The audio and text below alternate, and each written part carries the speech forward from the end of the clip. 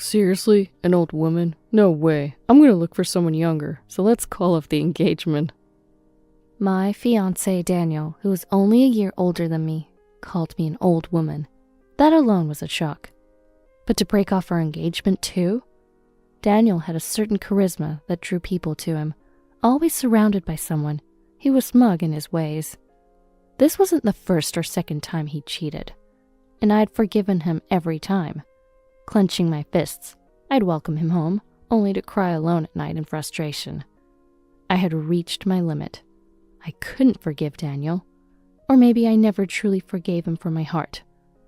I just wanted to be with him, so I put on a facade, deceiving myself.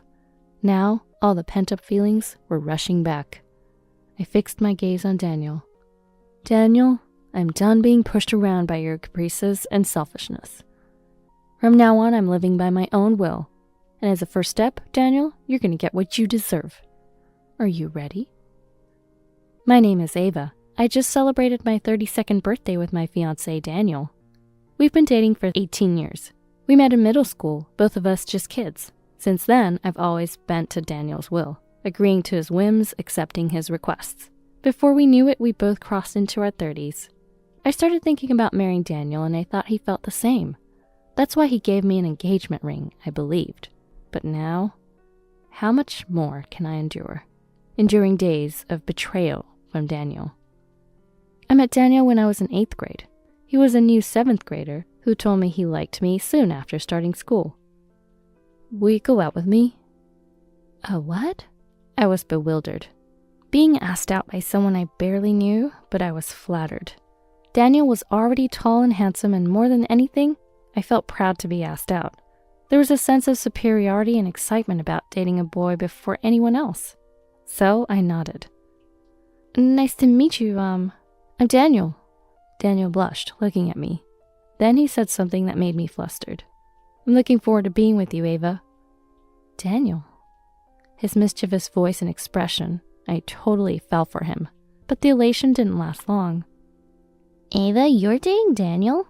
Oh yeah. I wondered how my classmate Emily knew. Seeing my confusion, another classmate, Chloe, added, Daniel's been bragging about it. Probably the whole school knows by now. Daniel did? I was filled with disbelief. Why did you do that? After school, I confronted Daniel. If the teachers find out, we'll be in big trouble. Sorry, I was just so happy. I wanted everyone to know you're my girlfriend, Ava. Daniel looked down sadly, but replied, I'll be more careful next time. Okay, I'd like that. At that moment, I had already forgiven Daniel. In fact, I found him irresistibly cute. Would I feel this way if I had a younger brother? No, it was a more awkward and sweeter feeling than that, I realized then. That made Daniel's first betrayal even more painful. That's the prettiest girl in school? I heard a disdainful voice. It was so unlike anything Daniel would say to me. I didn't recognize it at first. But once I did, there was no mistaking it. It happened during a school break. I was about to visit Daniel's classroom when I overheard the conversation in the hallway. The standards at the school aren't too high, huh? She's just average. But she's got a good figure, right? Yeah, the chest? Those are definitely big. That part will be fun. Oh, that's a relief. So you are, guy. Well, yeah. A sleazy laugh erupted.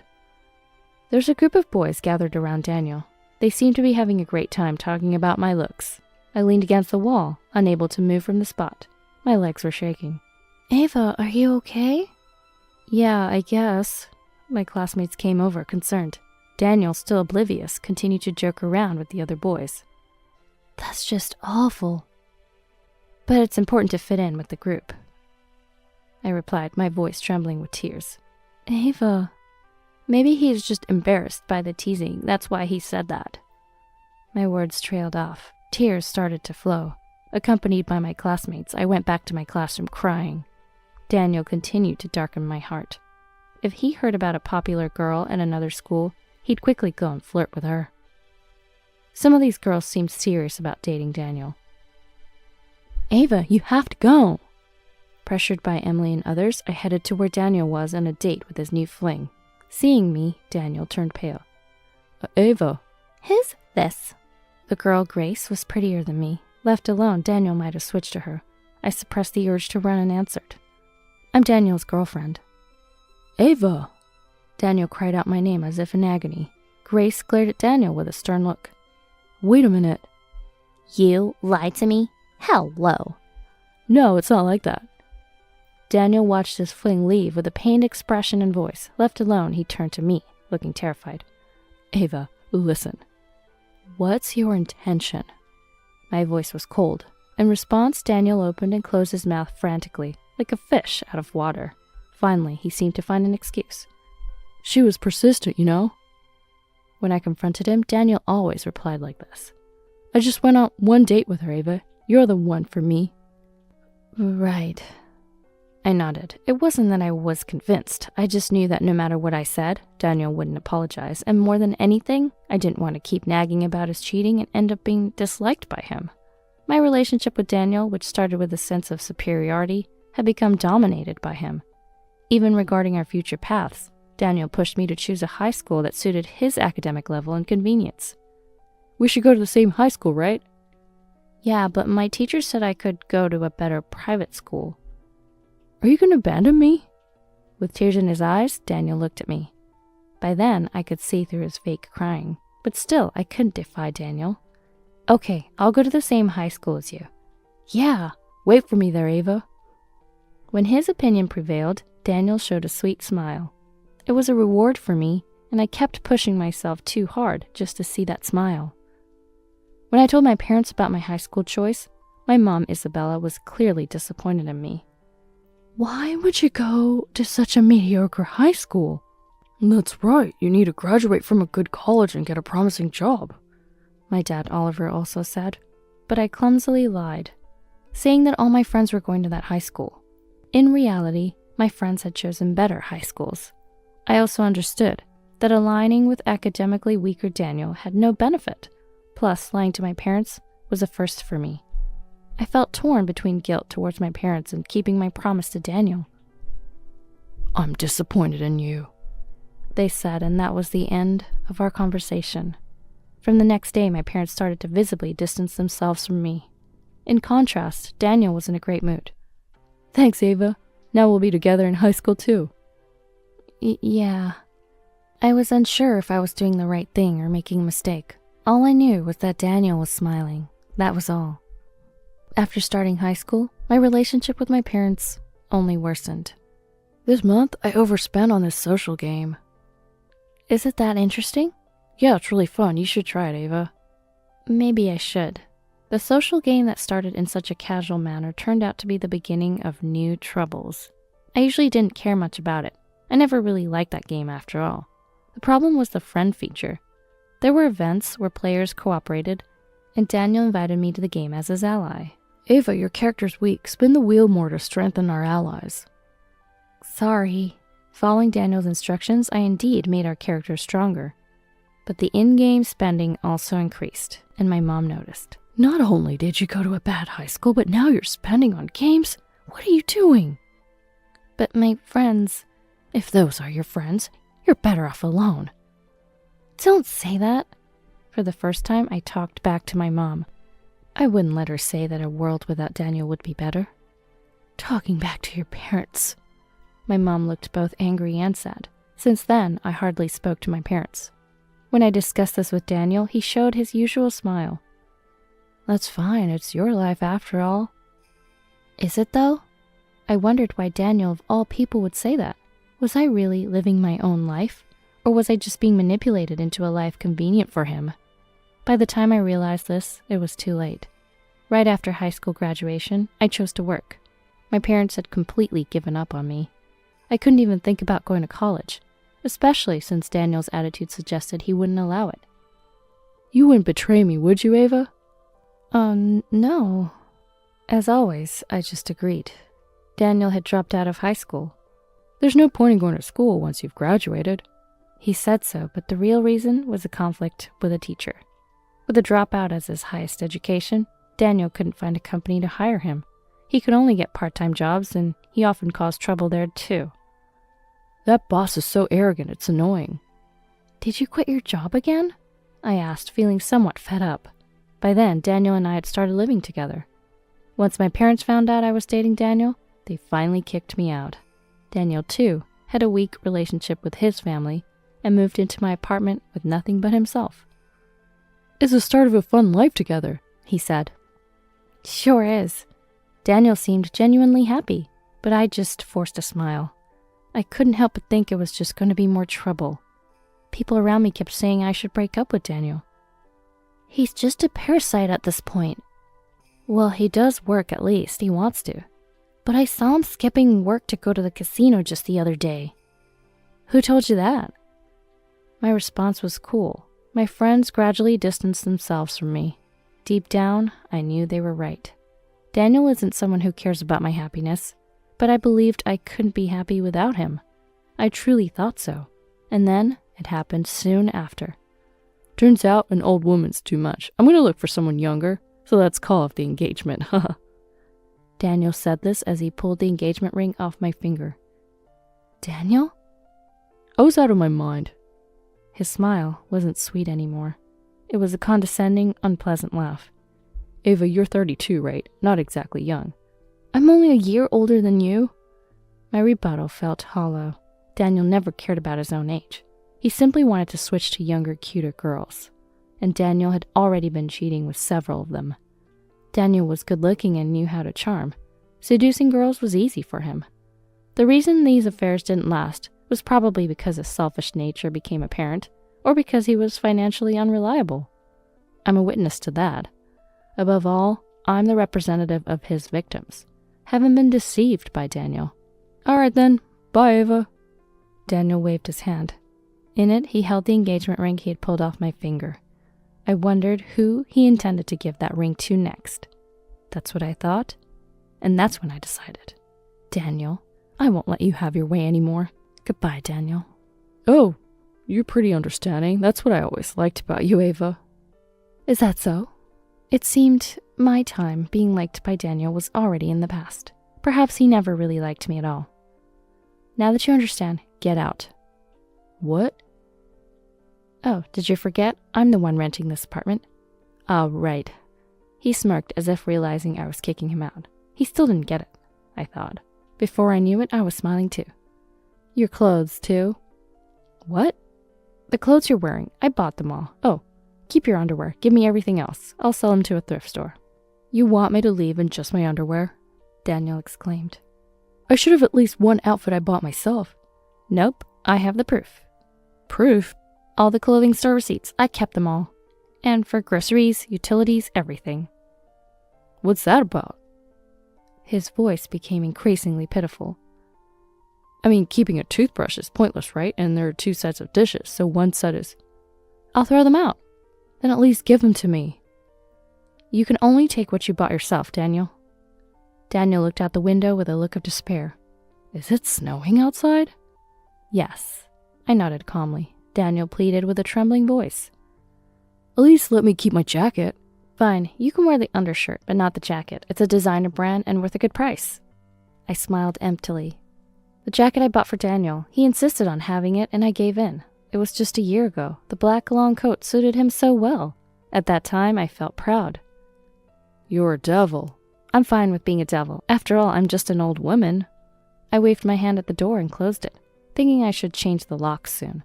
I had taken back the spare key from Daniel, but he might have another one. "You'll regret treating me like this. I'll never see you again." I heard Daniel's parting words. I crouched down, holding my head. I felt anxious. I had broken up with him in a rush, but could I really come to dislike Daniel? He had been with me all this time, and now he won't be there in my future days. I've lost a smile forever. Realizing this, I raised my head. Leaning against the door, I burst out laughing. Daniel's gone. He's really gone. I felt truly free at last. There was a sense of relief and fulfillment. Daniel had long since ceased to be a love interest for me. It was just inertia keeping us together. Being with Daniel meant always worrying about upsetting him and couldn't be myself. It became clear to me. I don't need you anymore, Daniel. This was just right. He left on his own. As I thought this, a tear rolled down my cheek. I finally realized I had written him off a long time ago. For me, he was nothing but a detriment, and I was surprised at my own weakness for looking away from that fact. And there was still a slight feeling of loneliness, but that feeling would end today. Be prepared for tomorrow, Daniel. Looking at the empty room, I murmured, "Let's do this." I was ready to move on. Busy days lay ahead. The first thing to do was change the locks.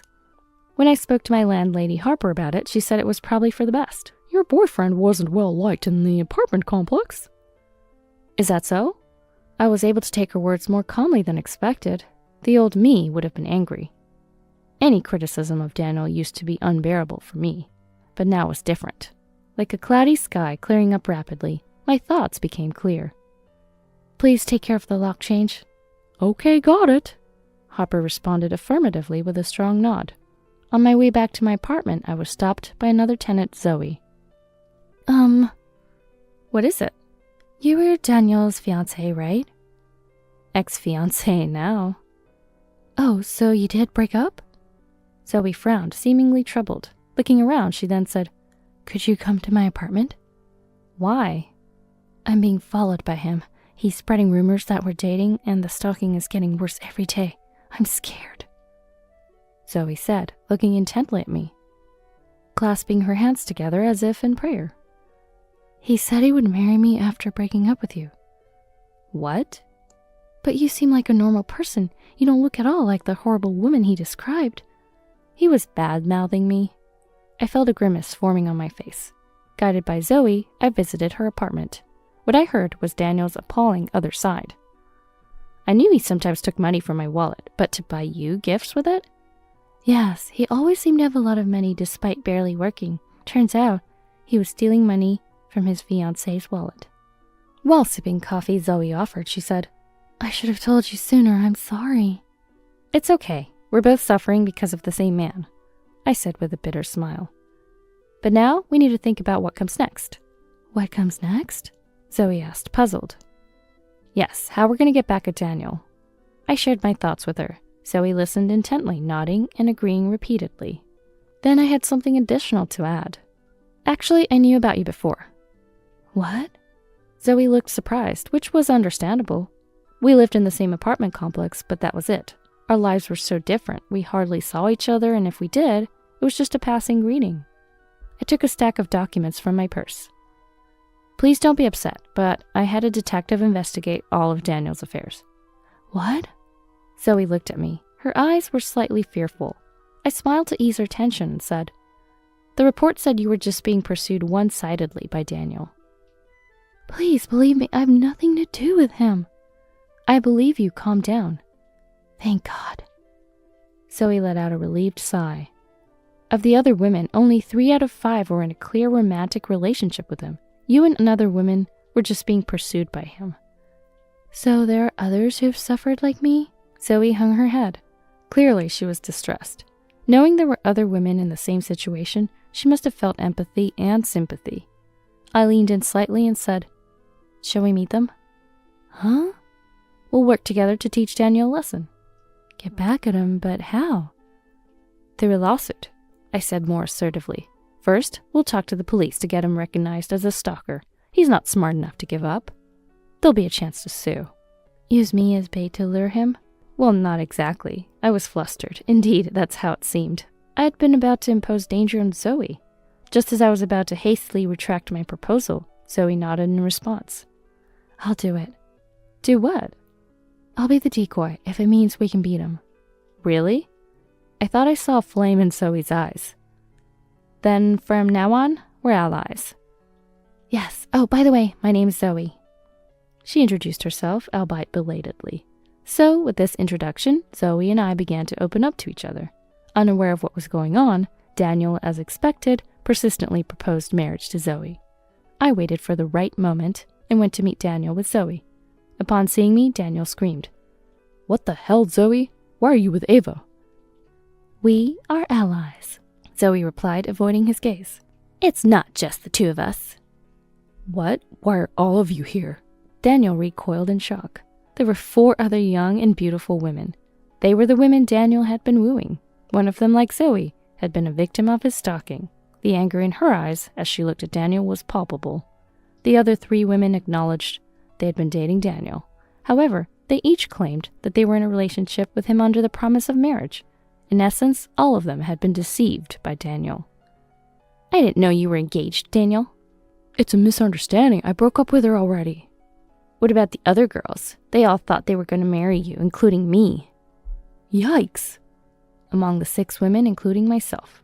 There was one particularly assertive woman. When she learned that Daniel had been deceiving her just for fun, she became incredibly angry. Now she was confronting Daniel. As the woman yelled at him, Daniel looked at me, his eyes brimming with tears. Ava, it was you, wasn't it? You told him.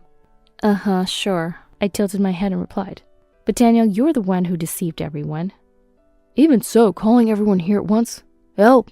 Forgive me. Daniel was surrounded by the other women, all complaining to him at once.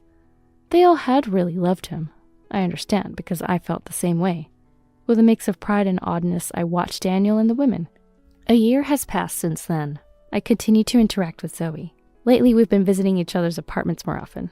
And then, as I was talking, my phone rang. I ignored it and continued my story. Zoe looked puzzled. Ava, aren't you going to answer that? Oh, it's fine. It's not important. Really?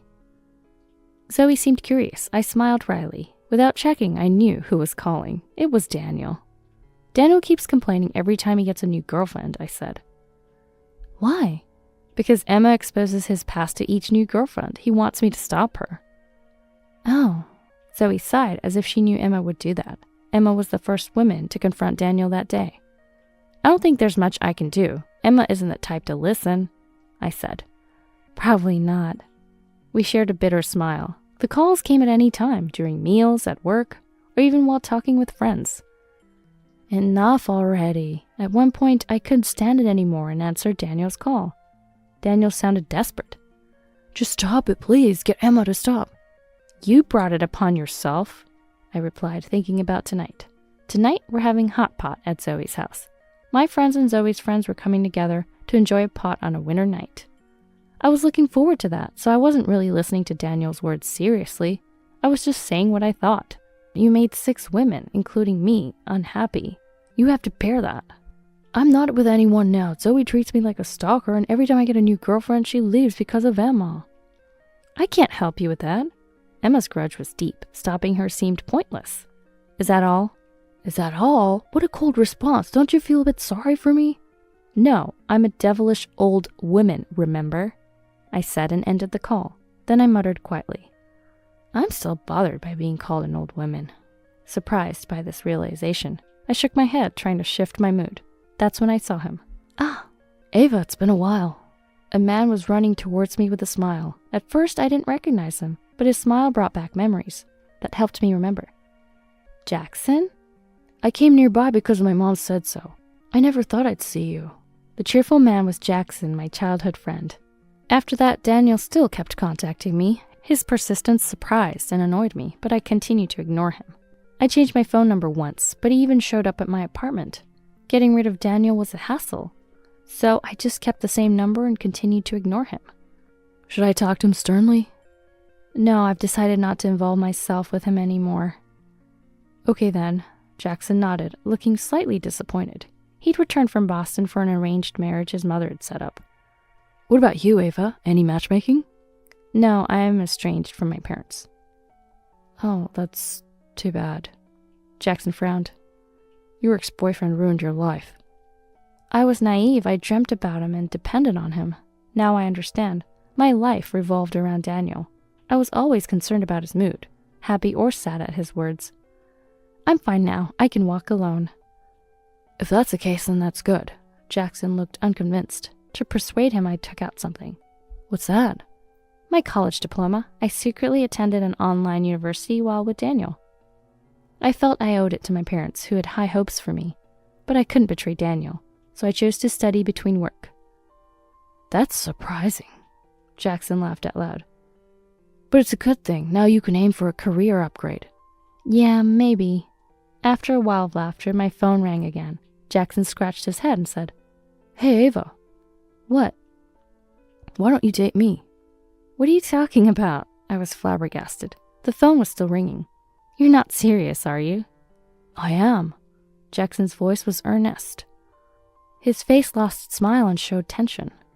I've always had feelings for you. You're joking. I'm serious. Jackson's face turned red as he insisted. I couldn't help but smile genuinely. I gave in to Jackson's persistence and started dating him. We were the same age and got along well. With Daniel, I had always conferred to him, so the easygoing relationship with Jackson felt odd. The phone call still continued. Every time the phone rang, Jackson looked either annoyed or sad. I took his hand and smiled. It's okay, you're here with me. Ava. Jackson looked worried for a moment, but then he nodded firmly. I'll protect you, Ava. I'm an old woman, you know. If you're an old woman, then I'm an old man. We're the same age. Right. Maybe it didn't mean much to Jackson, but his words finally freed me from the spell of being called an old woman.